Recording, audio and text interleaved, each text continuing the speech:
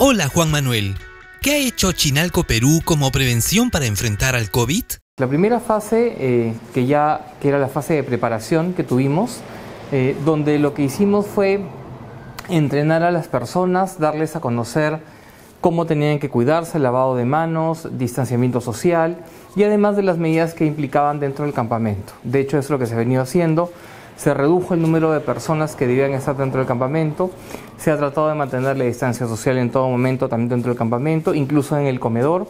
Se distribuyeron a la cantidad de personas que podían estar en los servicios de comida y además se comenzó a hacer monitoreo de temperatura y de signos vitales, por ejemplo, las tomas de los buses, el movimiento de las personas, para poder determinar o poder captar a las personas que tuvieran algún síntoma.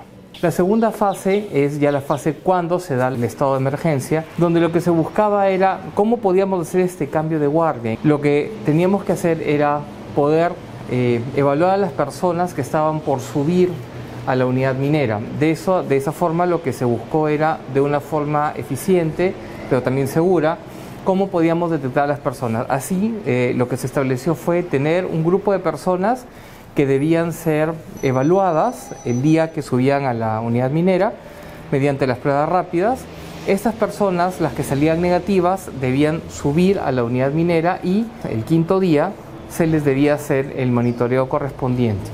Las personas que salían negativas tenían que ingresar a trabajar, las personas que salían positivas deberían ser evacuadas a una clínica.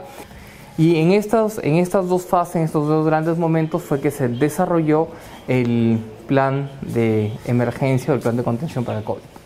¿Cuál es la evaluación médica que se realiza al colaborador antes del relevo de guardia? El protocolo de ingreso consistía en hacer la prueba rápida de COVID, hemograma completo, proteína C reactiva, examen físico con foco en el aparato respiratorio, oximetría, o sea, la medida de oxígeno en la sangre a través de un pulsoxímetro y temperatura corporal, ¿no? Ninguna prueba, absolutamente ninguna prueba, cubre al 100%. Por eso es que tenemos que asociar diversos exámenes para poder brindar la mayor seguridad posible a las personas que tenían que subir a la mina o que tenían que realizar algún trabajo. Para la aptitud de estas personas, lo que se buscaba era que todas las pruebas salieran normales, incluyendo la prueba rápida, que tenía que dar negativo, o en su defecto lo máximo que podía aceptarse era una prueba, un hemograma, donde la alteración, ocurre una alteración muy pequeña, mínima, y solamente una. Si habían dos alteraciones o más, automáticamente la persona también estaba no apta. La otra parte consistía en la encuesta. Las encuestas que se han venido aplicando y que diariamente todos recibimos en los correos también nos ha servido de filtro. Además que en la misma clínica, al llegar, también uno tenía que responder la encuesta, que es parte del protocolo nacional, y según esto, los resultados que uno obtenía de esta también era un filtro adicional. Entonces, finalmente tenemos el examen médico, las pruebas de laboratorio, más la encuesta. Estos tres filtros servían para la determinación de la aptitud o no aptitud de las personas. ¿Cuál es mejor, la prueba rápida o la prueba molecular? Mucho se habla hoy por hoy de por qué prueba rápida, por qué no prueba molecular. Y es que lo que pasa es que son pruebas complementarias, no son pruebas que una reemplace a la otra, como a veces la gente piensa. La prueba rápida es una prueba que lo que hace es una detección rápida de si la persona estuvo o no estuvo en contacto con el virus. No te está diciendo que la persona está enferma, lo que te dice simplemente si la persona estuvo o no estuvo en contacto. ¿Qué significa esto? Medimos dos proteínas que son las inmunoglobulinas, la inmunoglobulina G y la inmunoglobulina M. La inmunoglobulina G te indica si la persona tuvo algún contacto con el virus. Y la inmunoglobulina M, si la persona en este momento tiene el problema de del COVID-19. Ambas mediciones te permiten determinar si la persona estuvo en contacto o no, uno, y dos, si la persona tiene capacidad de contagiar o no. Lo que buscamos es la detección, que la persona pueda hacer la enfermedad, uno, y dos, que la persona estuvo en contacto o no con el virus. Y lo que hace es que detecta este trazo que genera el virus cada vez que se replica. Entonces esa replicación viral es la que genera un trazo de la polimerasa, de la cadena de polimerasa. Por lo tanto, la detección es cuando se da replicación, no cuando tenemos contacto con el virus. Entonces estamos hablando de situaciones diferentes, de mediciones diferentes. Lo importante es que debemos entender que ambas pruebas se usan incluso en momentos diferentes, ¿no? La primera prueba te va a determinar si hubo o no hubo contacto. La segunda prueba, si la persona está desarrollando o no está desarrollando la enfermedad. A nivel mundial, ambas pruebas se usan de forma complementaria y de hecho no es que una sea mejor que la otra. Juan Manuel, hay personas que no muestran síntomas y tienen el virus. El 88% de las personas desarrollan un síndrome muy leve, muy simple, que incluso puede pasar hasta desapercibido. Eso implica que mucha gente incluso podría no tener síntomas, pero sin embargo estar positivos en la prueba rápida. Entonces, no significa que estén enfermos, pero sí tienen capacidad de contagio, o a lo sumo harán un cuadro muy leve. Tenemos dos escenarios. Si la persona está asintomática, lo que se recomienda es, de todas maneras, ir a una clínica para un control adicional, pero lo que va a terminar pasando al estar asintomático es que esta persona va a ser derivada a su casa para una cuarentena. Dentro de sus casas tienen que tomar las medidas de bioseguridad del caso. Eso significa que la persona que tiene el contacto positivo, por decirlo de alguna forma, que ha salido positivo en el examen, tendría que aislarse dentro de su casa y esperar los 14 días donde la enfermedad o el virus termina su proceso, ¿no? Pasados los 14 días, lo recomendable es hacerse una nueva prueba para que las personas puedan estar seguras de que ya no tienen el virus y por lo tanto hacer su vida normalmente. Las personas, en el segundo escenario, que las personas comienzan a tener síntomas, tenemos que activar a través de sea de salud, MINSA o en la EPS, activarlo para ser atendidos en una clínica, recibir el tratamiento correspondiente o las medidas también de prevención correspondientes. ¿Qué se busca con la toma de pruebas rápidas? Lo que estamos buscando es si hubo o no hubo contacto por la posibilidad de desarrollo de la enfermedad. Por lo tanto, la prueba rápida es una muy buena herramienta de detección rápida que nos permite intervenir sobre las personas que estuvieron en contacto y que podrían desarrollar de repente un cuadro leve o un cuadro asintomático, pero con capacidad de contagio. Y el gran problema de esta enfermedad es que en los contagios podemos terminar contagiando a personas vulnerables, ancianos, obesos, asmáticos, personas que tienen enfermedades autoinmunes, personas que tienen alguna alteración en la sangre. Entonces, la idea de esto es evitar esos contagios y tratar de mantener a las personas a salvo. Por eso es que la prueba rápida funciona. Juan Manuel, ¿qué hago si estoy en mi hogar? Que permanezcas en casa con las medidas de bioseguridad. Hay que separar cubiertos, no compartir los baños con la familia, no dormir con la esposa, no estar totalmente aislado. En el caso de tener síntomas pese al aislamiento, lo que hay que hacer es inmediatamente reportarse para poder ser atendido en una clínica. En ambos casos lo más importante es seguir las recomendaciones del médico. Por eso es que siempre insistimos en que las personas deben de todas maneras acudir a un servicio de salud para que puedan ser orientados por el personal especializado en este tema. ¿Y qué medidas de control se están aplicando en las operaciones? Se ha colocado alcohol gel en diversos puntos, en oficinas, incluso hay pabellones, dormitorios donde también está el uso del alcohol gel justamente para hacer que la gente tenga mayor limpieza de manos, el uso obligatorio de las mascarillas dentro del campamento para trasladarse en oficinas, etc.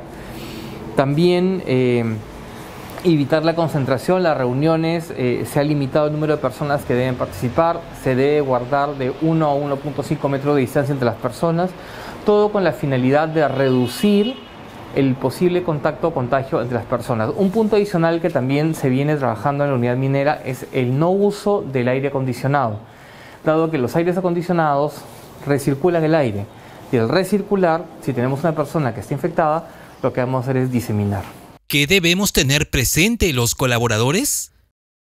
Tengamos siempre presente que la principal medida de protección siempre va a ser el lavado de manos. El lavado de manos es vital para evitar la diseminación y el contagio. Y la segunda parte, que también es importante, es no tocarse la cara. no los ojos, no la nariz, no la boca. Y el punto más importante de todos, el punto kit del asunto es informarse.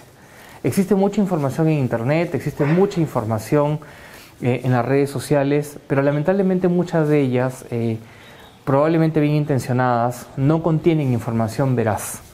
Lo ideal siempre es ir a las fuentes. Y las fuentes hoy por hoy a nivel nacional son el INS y el MINSA, y a nivel mundial se usa mucho el CDC de Estados Unidos y la OMS. Sin embargo, toda esa información hace que nosotros estemos preparados para poder entender la enfermedad y además poder afrontarla adecuadamente. Juan Manuel, si tengo síntomas en el campamento, ¿qué me aconsejas hacer? Esta enfermedad genera síntomas como si uno estuviera resfriado. Entonces, ¿qué es lo que debo hacer yo si tengo síntomas? Lo primero es reportar a SECOM. En segundo lugar, acudir al centro médico para ser atendido, donde lo que va a hacer el doctor es, basado en el protocolo que se tiene a nivel médico, probablemente va a tomar una prueba de COVID rápida que tenemos en el campamento. Si esta sale negativa, la persona de todas maneras va a pasar a un periodo de contención en su dormitorio. Este periodo con evaluaciones constantes que durará 2 o 3 días, dependiendo cómo es la evolución de la persona. Y de ser necesario seguramente repetirán la prueba. En el caso de salir yo positivo, lo siguiente que va a pasar es que, guardando todas las medidas de bioseguridad, la persona va a ser referida a una unidad de mayor complejidad. Esto es, alguna clínica en Lima o Huancayo, donde además tenemos que asegurarnos que estén recibiendo pacientes COVID. Porque una de las cosas que debemos entender es que no puedo ir a cualquier clínica, sino que tengo que ir a una clínica que tenga el servicio de atención para COVID. ¿Y si estoy en mi hogar y tengo síntomas, qué hago? En el caso de ser de Chinalco y pertenecer al seguro, o sea, de tener la EPS, tiene que llamar por teléfono al teléfono de emergencias del seguro, que es el 415-1515, el teléfono de emergencias para salud, y también está el teléfono del MINSA, que es el 113. ¿Y estas entidades qué harán? Lo más seguro es que nos van a visitar para hacernos algún tipo de prueba, ya sea confirmación por prueba rápida, o si hay síntomas, seguramente la prueba molecular, y en base a eso se va a determinar el estado de la persona y la confirmación de la enfermedad. ¿Cómo actúo cuando me den los resultados? Si la persona tiene un cuadro muy leve o es asintomática, lo que va a pasar es que la persona se le va a recomendar quedarse en casa. Si la persona tiene un cuadro muy leve, probablemente sea control de la temperatura, o sea, evitar la fiebre. Seguramente nos darán algunas pastillas para eso, pero nuevamente las medidas de bioseguridad para evitar contaminar a la familia, ¿no? Hasta que se completan los 14 días y volver a repetir la prueba para poder salir de casa. En el caso la persona sí comienza a complicarse con los días, la información que brindemos a los centros que referí son importantes porque probablemente la persona tenga que ser inmediatamente trasladada a un centro para el soporte médico correspondiente. Si algún familiar de mi casa tiene síntomas, ¿qué hago? Primero, reportarlo dentro de la empresa, porque el tener una persona en casa de todas maneras es un riesgo. La posibilidad que yo me contagie está presente por más medidas que tome. Probablemente lo que va a pasar es que cuando yo informe esto en la empresa, no voy a poder subir y probablemente se proceda a un periodo de licencia. Durante este tiempo yo debo guardar también la cuarentena e ir informando los cambios que puede ir teniendo. ¿Y debo seguir llenando la encuesta? Estamos recibiendo constantemente, diario, una encuesta que llenamos virtualmente. Dime, Juan Manuel, ¿qué más debo hacer? Lo más importante de esto es, primero, no asustarse. Segundo, tener la información correcta. Tercero, guardar las medidas de bioseguridad, que son súper importantes. Y cuarto, brindarle también la información a la gente que nos rodea, incluyendo a la empresa. Porque si subimos y hay posibilidad de contagio y yo desarrollo la enfermedad dentro de la unidad minera, puedo contagiar a varios de los trabajadores. Peor aún, de repente no hago un cuadro severo o de repente hago un cuadro sintomático, sin embargo tengo la capacidad de contagiar a otras personas que de repente hagan el mismo cuadro que yo, pero estas personas al llegar a casa pueden terminar contagiando también a personas vulnerables. Acuérdense que esta enfermedad es fácilmente contagiable y puede generarle problemas a las personas vulnerables. ¿Qué hago y cómo debemos cuidarnos para evitar contagiarnos? Lavado de manos, distanciamiento social, evitar tocarse la cara, el uso de la mascarilla constantemente, educarse, tener información de la enfermedad lo máximo que se pueda.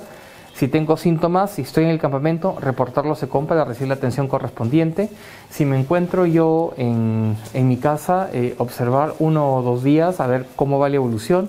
Si vemos que esto no mejora, comunicarnos con los números de emergencia. Créanlo o no, la información que ustedes vierten todos los días en la encuesta es súper importante porque es un primer filtro que nos permite conocer 2 cosas: el estado de salud de ustedes y el riesgo de contagio que podrían tener en casa o en el campamento. Eso es segundo, no es un juego las medidas de bioseguridad que se tienen. Sé que pueden ser cansadas, sé que pueden hastiarnos, sin embargo son importantes porque estas medidas lo que hacen es previenen que la enfermedad se extienda. Es cierto que la gran mayoría de las personas que se contagian suelen hacer cuadros muy leves, pero no olvidemos que la capacidad de contagiar que podemos tener todos pueden terminar afectando a personas vulnerables, nuestros padres, algún familiar enfermo que tengamos en casa, alguna persona querida que tenga alguna enfermedad crónica. Está en nuestras manos evitar que esto se disemine, pero depende de lo que cada uno haga. Las medidas se están tomando con la mayor seriedad del mundo, tratando de proteger a las personas. Mi actitud, mi conocimiento, mi forma de enfrentar este problema que lo vive todo el mundo, es importante que en todo momento tenga en la cabeza que lo que estamos haciendo salva vidas, con algo tan simple como lavarse las manos, guardando la distancia social correspondiente, el uso constante de las mascarillas, etc. Todo eso salva vidas. Muchas gracias. Usted es el Dr. Chinalco.